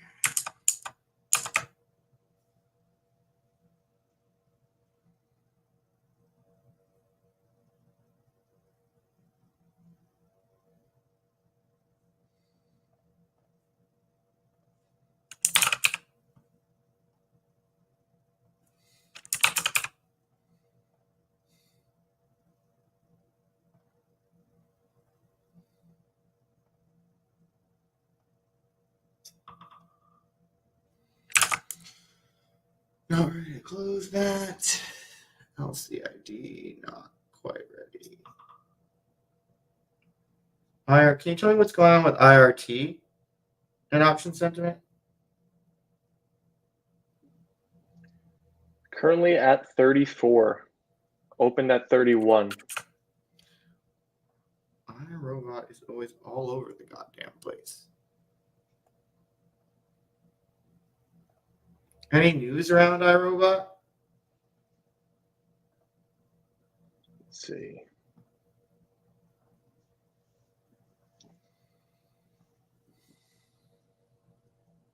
Class action lawsuit by Levy and Korzinski.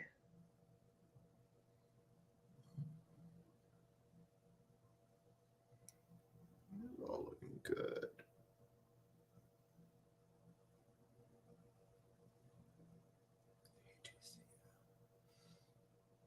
AL, I mean, that's in good shape.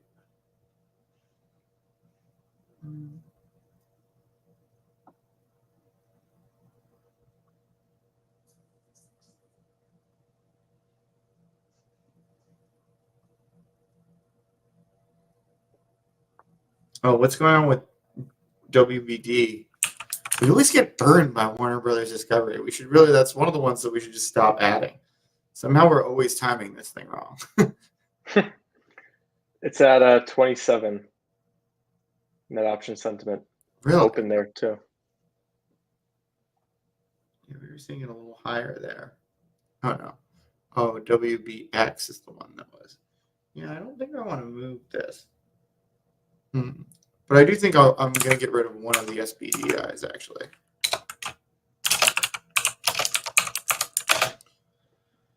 Okay.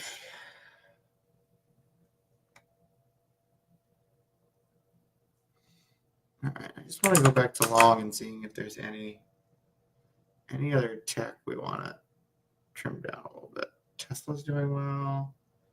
SNPS. What's going on with SNPS and option sentiment?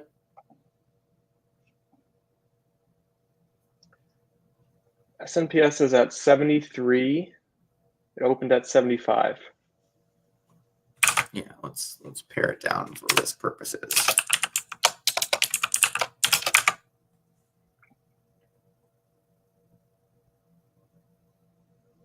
But we should also close 2 of 3 Eli Lilly that I forgot about. That'll help. What about Axon net option sentiment?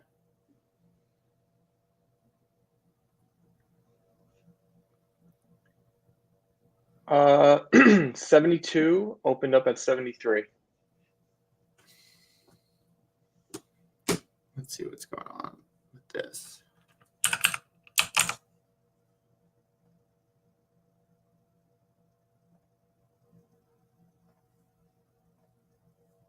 All right, I think we feel good about that. All right, I forgot we closed 2 of the 3 Eli Lillies too. That's definitely more tech. 1, 2, 3, 4, 5, 6. And that'd be 7, 8, and then we're closing 1, 2, 3, 4. Okay. Yeah. That tilts us more. Let me just see, because I think we're a little short already. So we might not want to do tons of stuff given that, but let's just see exactly where we're at. 60.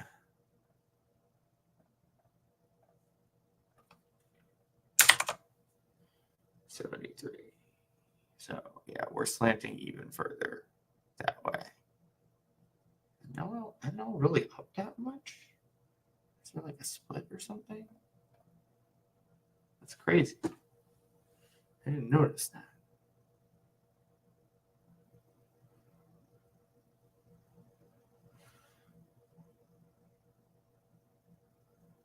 Yeah, what the hell's going on with NL?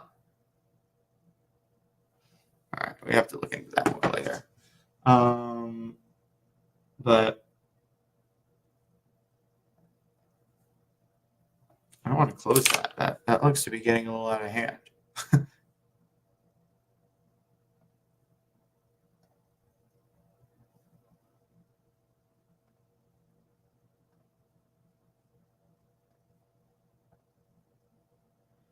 Yeah, we're going to keep our eye on this stock. I don't know. It's hard to make a decision. It might be turning around. Okay.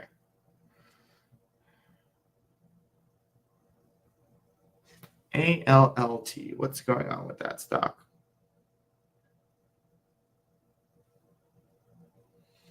Now I'm a little nervous about it getting too skewed.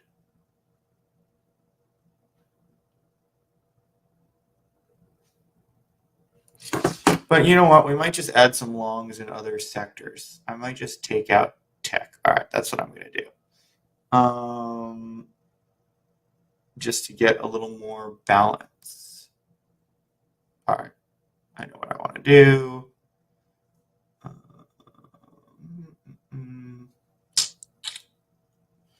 right, we need to get this. But no, first we want to get this ready.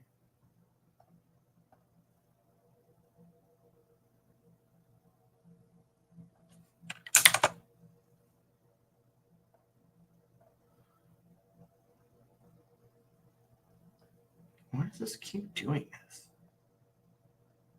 I don't know why. Every time I do it. Okay. Perfect. We will grab that.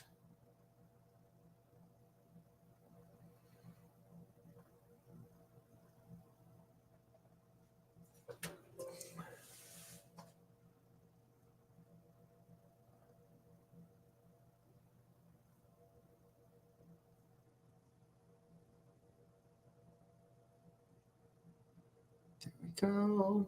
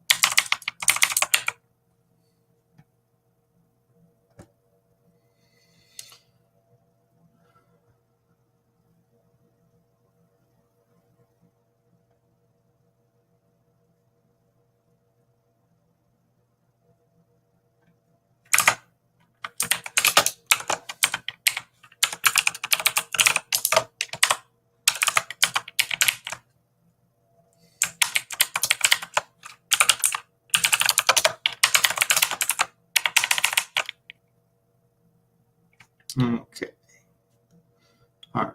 Now we want to get short pressure. Oh, meta short pressure is creeping up there. That explains what's going on here. And then we're going to get rid of tech and healthcare. Oh, do we want to get? I don't think we want to get back in coin quite yet.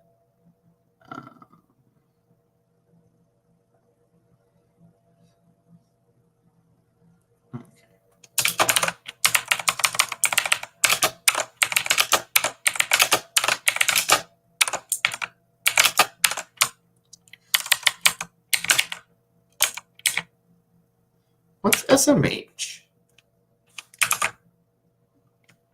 Can you look up what that is? SMH is a semiconductor ETF. VanEck. Oh, I see. I was like, okay, that's why it doesn't have. What's going on with Netflix net option sentiment? I don't think I want to be in it, but maybe. It's at 68. Slight downtrend, I would say. It's not compelling. Oh. I know what's happening here. What about GWW?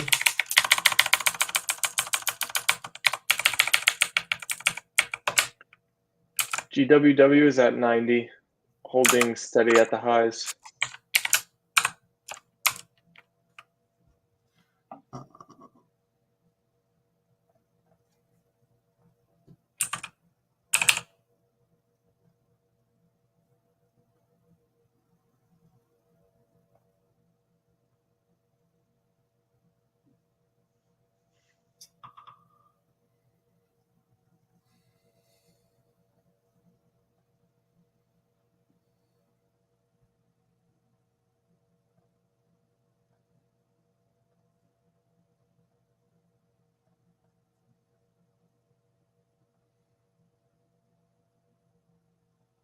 God, TGG really got hammered. I think we want to get Millie. We closed out Millie.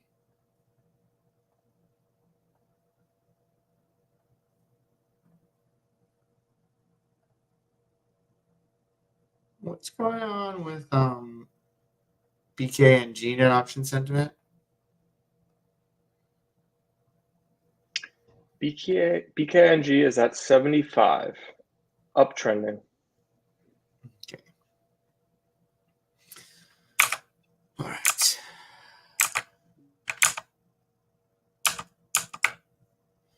And now I think we want to.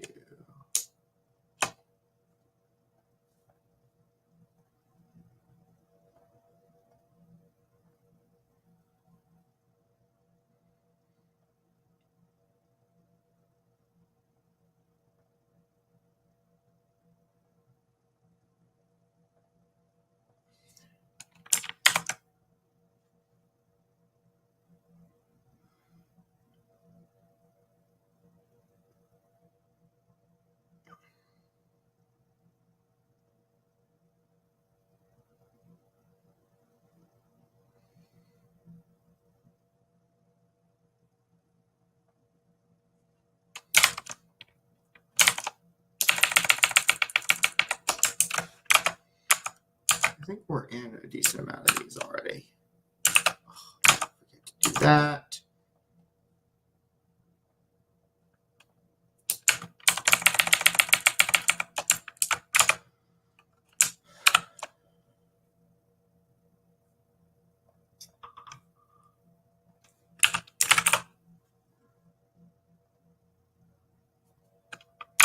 Okay, we can get back in there.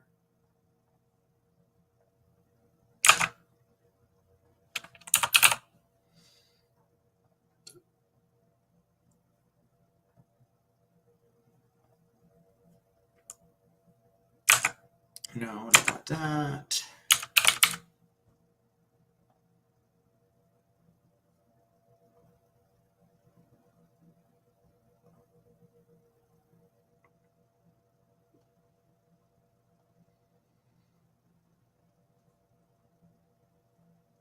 Might be time to get into CYCC.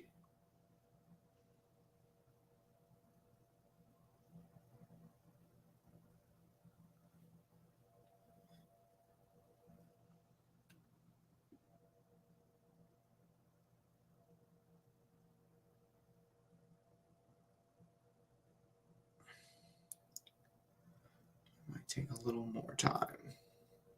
Well, I'm going to add one more here for now. I also wanted to look at Morph and VRO. I don't want to get too loaded up, though, I think, on these. All right, we're not getting any more of that.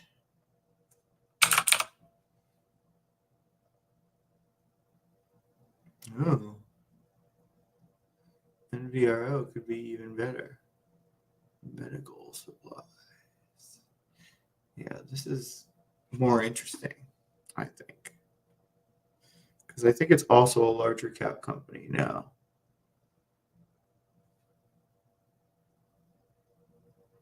Oh, SCYCC is like microscopic. This is also small cap, but I think this is in way better shape.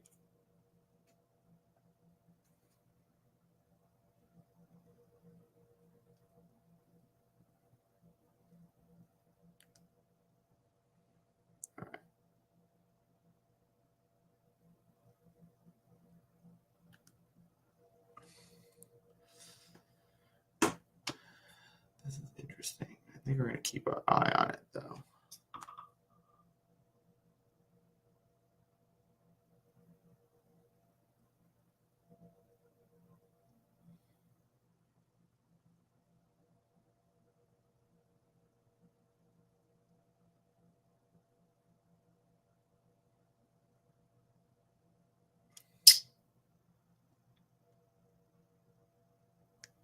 I want to get this out by 1 p.m. All right, I'm going to do this more later. I don't want to rush it.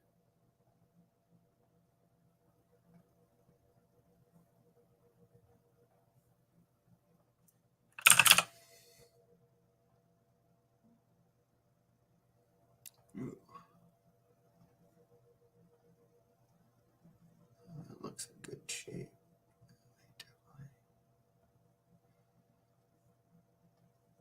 What about Maxen? We keep on getting in and out of this stock. Ooh.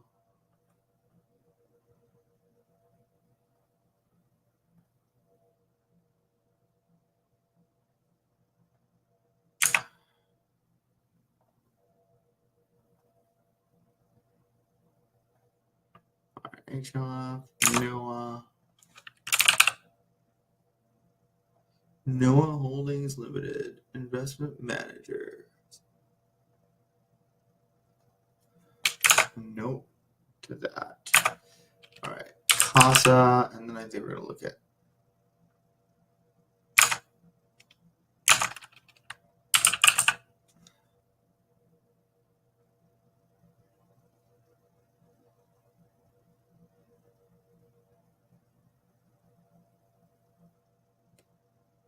it's not finding it. I'm not going to deal with that right now. I'm trying to get this out.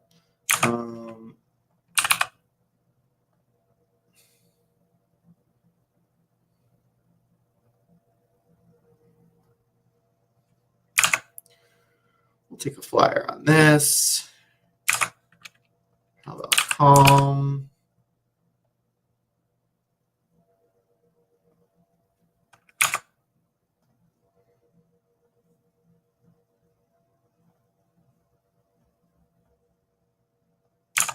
What is ENR?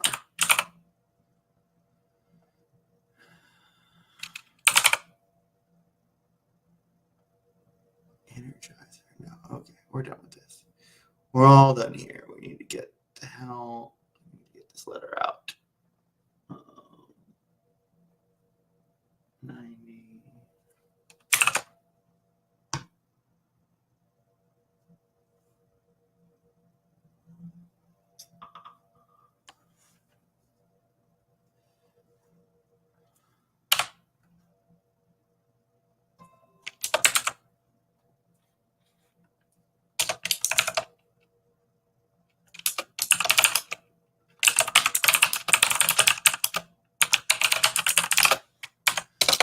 Don't have much time to say anything other than that.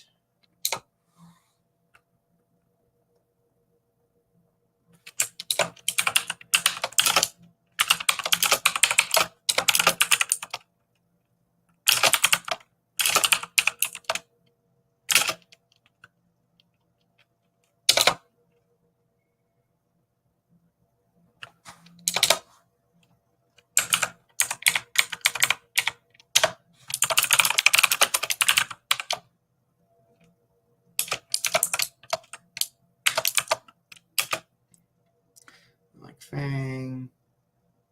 All right, we're getting out of here.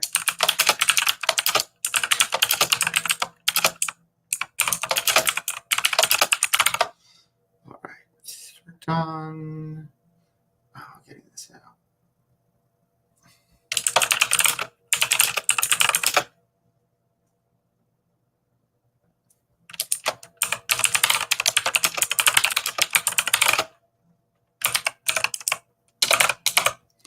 All right, we're getting this out. All right. All right, got it out at 1. Oh. You have 15 seconds to spare for one. All right, we're out of here. Any questions? We do actually have 2 questions before we go. Okay, so first from Spiky Dude, he said he noticed that GOOX is a leveraged Google stock, and he was wondering what your thoughts on that, and if the signals work at all for a leveraged stock like that. Not really. Like we calculate net option sentiment on it, but it's not like a 1-to-1 transfer. Leveraged stocks are a bit difficult, but like you can just look at. I mean, it's not any different. Like you're looking at look at the underlying asset, and if it looks good, it looks good. You know.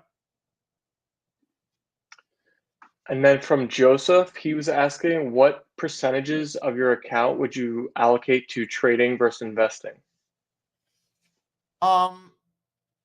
It really depends on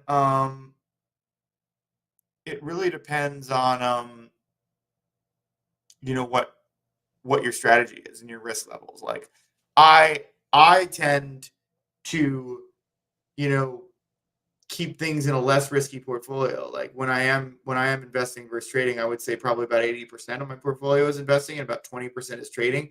But it's a really personal question about like how much disposable income you have, what you can afford to lose. Like certainly people that have, you know, higher incomes coming in, I think can afford to lose more if they, but it also depends on their risk level. There's plenty of people with very high incomes that don't want to wager it and just want to put it into safe assets. So it's really, really personal. But I tend to do about 80 in investing, 20% in trading when when I'm holding stocks, which I'm not right now. I think that's going to do it. Unless anybody has any last minute questions, but I think that's going to end our stream today. We'll be back Wednesday, 3 p.m. Covering CPI, I'm sure, and everything that's happening in the market at that point. All right. Thanks, everyone. Happy Eclipse Day. Be safe. Yes. See everybody on Wednesday.